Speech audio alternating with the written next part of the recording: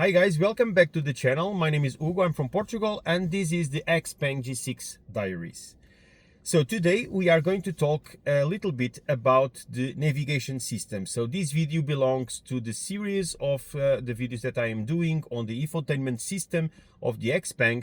And today we will focus on the navigation system, what options we have, if the system is good or not, and we will then also talk a little bit about some alternatives to it. So to reach the navigation system, you just need to go to the applications and you have the map over there. Also, the base system, if you just reduce this, it will give you already the navigation on the screen. We can then just grow the screen to full screen, and we have then our navigation inbuilt system to look at. Let's start for the screen. Here on the top we have, of course, the search destination, so where you can add the address that you want to be navigating to. And then you can also have here the your home and your work address. You can specify that in the settings. Then you have also 4 quick points of interest that you can also specify on the settings.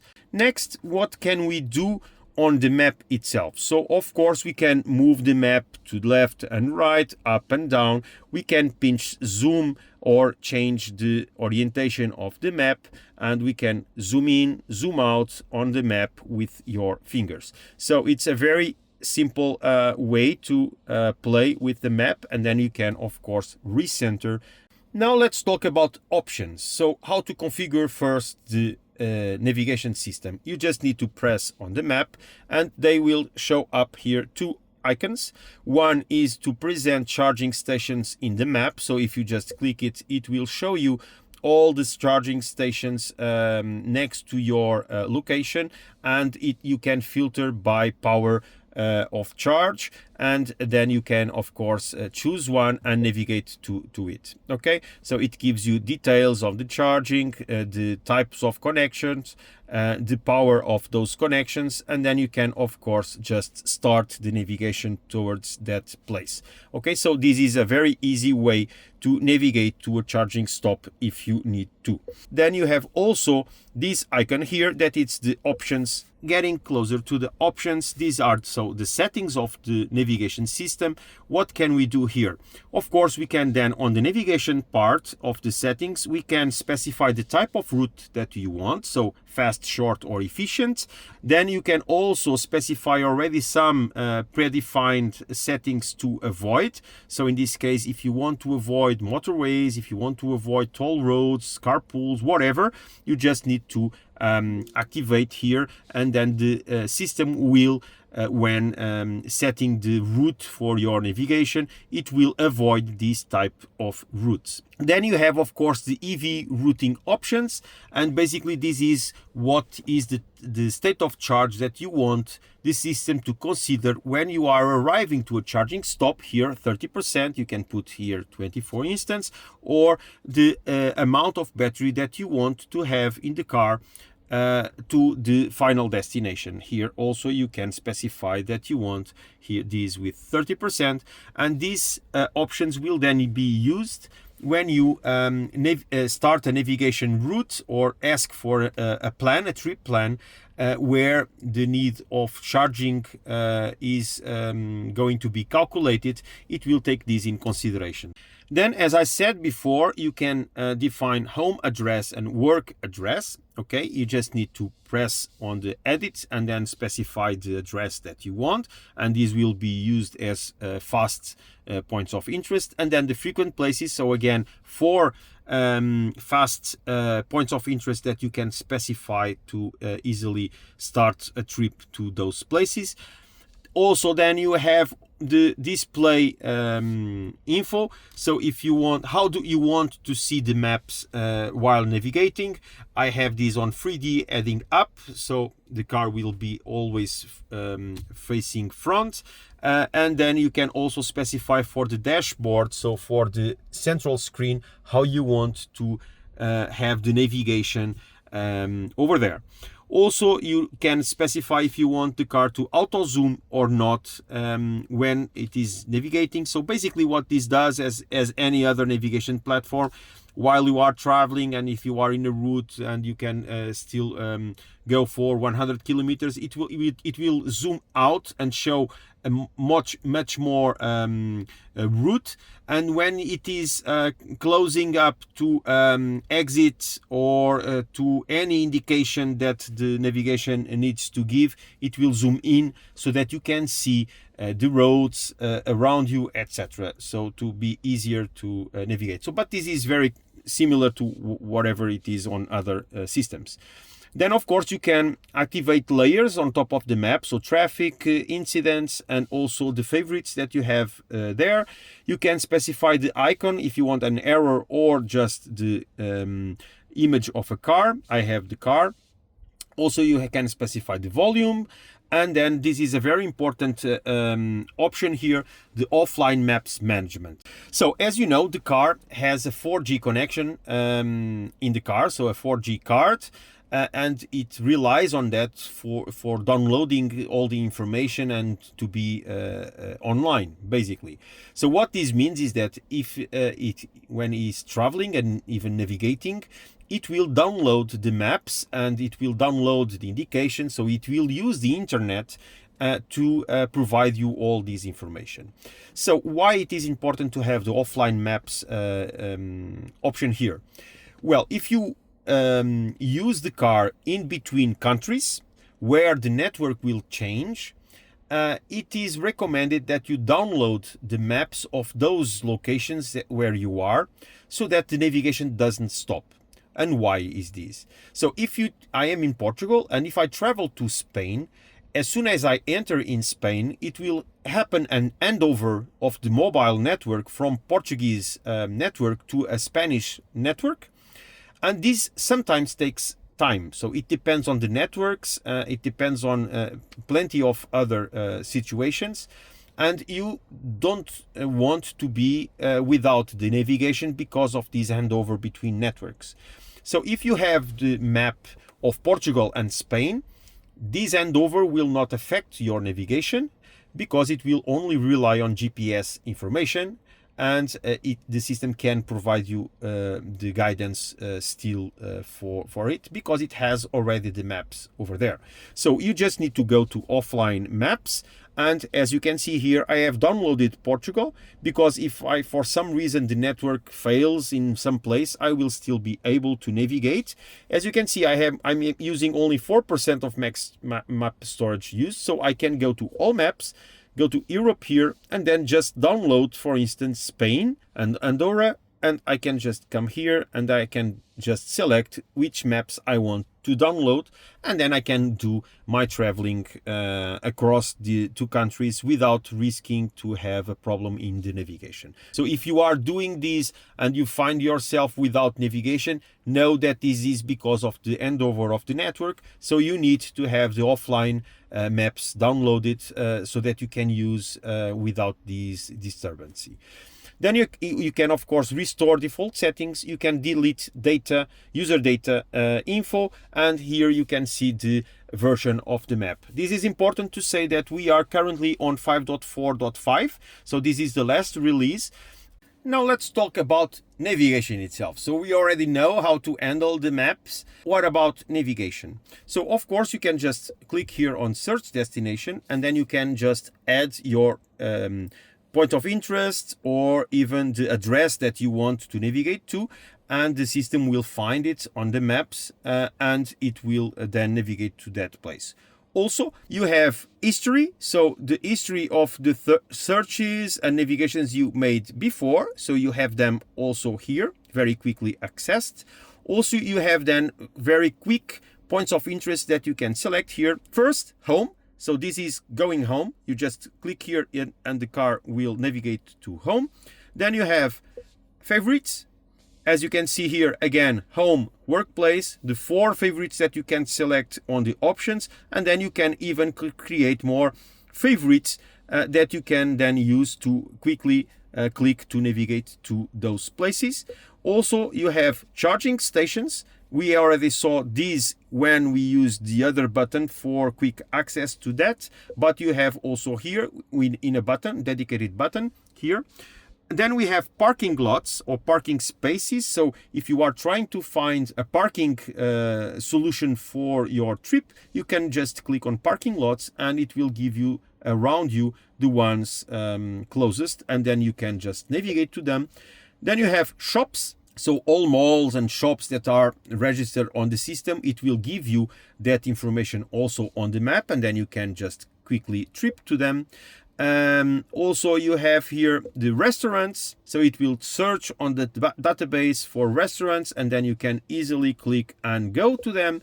And then you have also bars, coffee shops, okay, and then you have bars, so nightclubs, bars, etc. So nightlife, etc. You have it here. So these are just very quick points of interest that you can search with to then go and navigate to those places. Finally, let's see how it handles then a route planning. And let's try here something. So let's go here to, for instance, Algarve, and it will generate the route, so based on the destination and the settings that we have defined. And it will give you 3 options in this case. So route 1, 2 hours and 47, route 2, 3 hours 36, and route 3, 3 hours 44. All of them has tools with this. So of course you can select which route you want for your trip. Also you can change here, because it's considering the route type as fast, you can do it as short, and as you leave it will regenerate the routes based on the new setting that you have defined. And you can then start the process automatically. Also, for instance, if you are in a route and you want to arrive with more battery, so it doesn't make this calculation automatically. So it will not show you automatically that you need to stop for a charge. So it will just have a button here that is the charging here, and you will click and it will look for a charging point on the route that you have selected, and based on the information that you have defined, it will then calculate the best place to stop to charge. It will give you the amount that of kilometers that you are going to do until you reach the charging spot. In this case it would be 200 kilometers. Then I would charge 8 minutes on that place, and then I would arrive to the final destination with around 50% of battery. Imagine that we are going to start here this trip, and we were traveling. It is giving us here the information on the directions here. So it shows here the direction, the next point with indications. It will show here the charging station is 204 kilometers away from us, and we would arrive at 5:03. And the total amount of kilometers that we would do would be 314 in 2 hours and 55 minutes, and we would arrive at 6:13. To exit the navigation, you just need to press this button here and you will exit the navigation, and this one, it will give you only the view that it's planned. You can resume back to navigation, you can recalculate the navigation, you can go to the options, or you can search something on your route or on your destination. This is how we handle the inbuilt navigation system of the Xpeng. And now let me talk a little bit about some bugs and things that I found on this system. So the first one I already mentioned, it's this number here, this calculation here. It doesn't make any sense. So I will redo this so that you guys understand what I am saying if you didn't notice. So I will search a destination. I will go for 253 kilometers. It's wrong. So it was saying there 233, but it now is 314. Let me change this to fast again so that it is clear.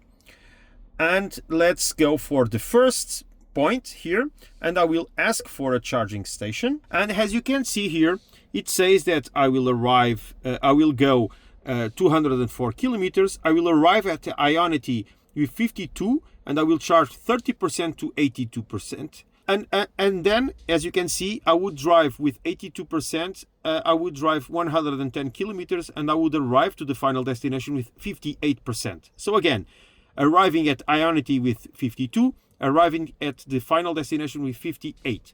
Now if I press start, as you can see, it gives me these 82 kilometers left on arrival. So the first question is arrival where? At the charging point, because I have two stops, so charging and final destination. On both, it is incorrect. I don't know if this is just the state of charge, if I just continue going with my car to the final destination. This means if they are just calculating the 403 less the 314, it would give 82. Well, in fact, it doesn't, so the math doesn't add up. So, but it's the closest thing that I believe it is giving me information. Okay, so I do believe that the system is telling me if I just drive and don't stop, I would arrive with 82 kilometers left on arrival. So this is the first one. Let me now exit this configuration and I will show you the second thing that I consider a bug. Let's try again the same destination and now see what happens here. I have three options as I showed before. I will select option 2 and then I would assume, again, let me just say that if I would go with the option 1 and without stopping, it's saying that I would arrive with 26. So again, the 80 something doesn't make sense. But again, let's go to the second topic. So if I select the second route, it's saying that I would do 3 hours and 36. But if I press charge now, charging points for the second route, this is what I assume that the system would do. Second route charging points, it doesn't. It will revert back to the first option and calculate the charging based on the first option. So I cannot do these charging stops on any other option but the option 1. Another thing that I consider, it's not a bug, but it's a feature that I would like to have, is that you cannot rename your favorites. You cannot rename anything that you mark in your navigation system. So again, if you go here to the options and if you go here to the places that you have recorded, of course, home and workspace, it's already something that it's defined, so you don't need to name that. But on the frequent places, as you can see here, I have a name here because when I searched on the navigation, I searched by a name. And when I saved these as a frequent place, it's saved by the name. But if I search by an address and I save it on the system, it will save the address. But it doesn't allow me to change the name. For instance, it should be able to come here on this pencil and it says, do you want to edit this information? If you say yes, you want to edit, it will just ask you for another address. So guys, to finalize the inbuilt system, let me show you what we can do also with the app. Search for the destination. So let's try McDonald's, for instance. It will show here. We can just look where it is. You can search, pinch and zoom wherever we want. And then you can send to the car itself as an address. And then in the car, you will see this. So I just received a destination from the Xpeng app. And then I just need to press OK. And the car will calculate the route for that destination that it was received. So you can be at home preparing your route while taking your breakfast, send that information to the car, and when you arrive to the car, you have it all ready to go. In terms of the inbuilt navigation system, this is what the system has to offer. The planner itself, as it was shown before in my previous video on a trip that I made to Porto, It's not the best one because of the things that I have already mentioned. So it is very sensible on using the live data, but it doesn't consider the type of roads that you are going to do and the different consumption that you are going to do. So I would say that it could be much better on those estimations. So it could have the information on the type of roads and then calculate based on that. Then there are those bugs that I mentioned, but I think it's just software. It can be fixed. As I said before, version 5.6 that it's currently in beta and it will be released in April has several changes on the navigation system. So let's see what happens in the next version. It's almost there. And now it's time to show just very quickly some alternatives to the inbuilt system. So here we are at the Android Auto, and I will start with Google Maps. So to start it, just going to the app. Basically, this is a very known system, no need to spend much time on this, but basically you can just navigate, so search on your mobile, you can send the addresses to here, etc. You can, of course, you have a bunch of settings also for the Google Maps. You can see also in satellite mode, so that you can see the roads. I don't like it, I prefer like this. You can define some options also on the route. You can edit your home and work, etc. So there is a bunch of settings that you can do here. You can now do something similar to what Waze was doing, that is reporting situations on the roads. And then there is now a new thing that, let me just calculate here a quick route. So I am going to start this route. And now what you have also here is, instead of only have the alternative routes, let's keep it here. You have also a button here to search along the route for different types of points of interest. And now we have a charging stations here. If we go here, you can see that we have information on charging points that are close or in the route or close to the route that we are going to do, so that we can plan it better. Also, there is a possibility here to activate some filters. For instance, those filters are showed here on the top, and basically this is what it's showing here. So compatible plugs, fast charge, and open now. So if you have them, you can easily just click here to activate or deactivate a filter, and it will give you the information. Then you can, of course, go to one of the points. It will show on the map, and it will give you all the information from Google about the things that are inside of here. It gives you the information of the cards that you can be used, and also the type of chargers and the availability of them on that point.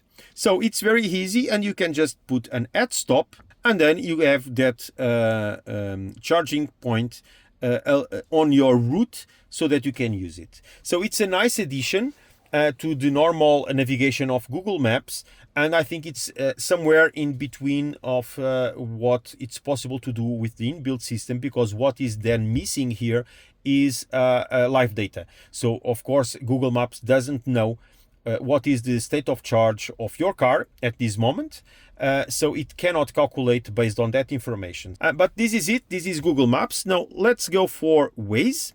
And to start Waze, it's again very simple. We just need to press Waze. It will give you already some quick navigation points when you enter.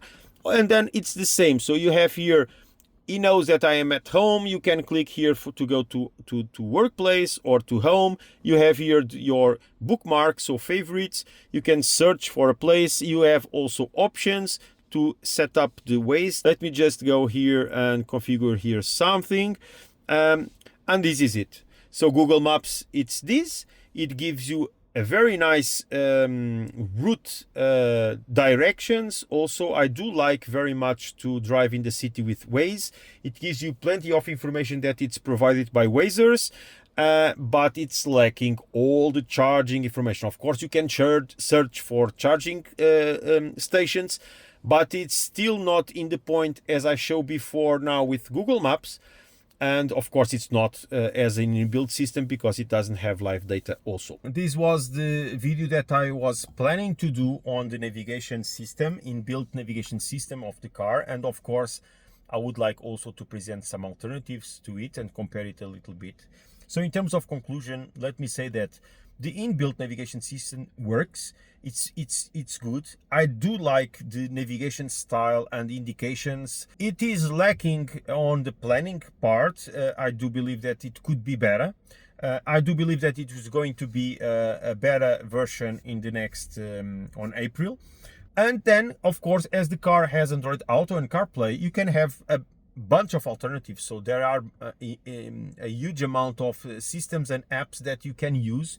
I personally use inbuilt system, I use Google Maps, I use Waze, and I use a better route planner depending on what type of route I want to have and what type of information I want to have. And then in terms of Google Maps and Waze, I do prefer to use Waze because I do prefer the way that the information for the navigation is presented on Waze. Also, I do like the fact that Waze provides you a bunch of information on the conditions on the road. And I am so used to use Waze that I can tell you that I even for the smallest trips that I do in the car, I always connect Waze and I always set the destination, because sometimes you have an accident, you have a hole in the street or something like that, and I get notified before going on my normal route that I know by heart. But then I am notified that there is a problem over there, and I use another route to arrive to my destination without any hassles. In terms of Google Maps, for instance, my wife only uses Google Maps. She loves Google Maps. So this is it. This is the video for the navigation system. I hope it helped a bit, at least understanding what are the different options you have using an Xpeng. So I hope you like it. If you did so, please leave a comment, just leave a like, subscribe the channel, share with your friends, and see you next time. See you in the next video. Bye bye.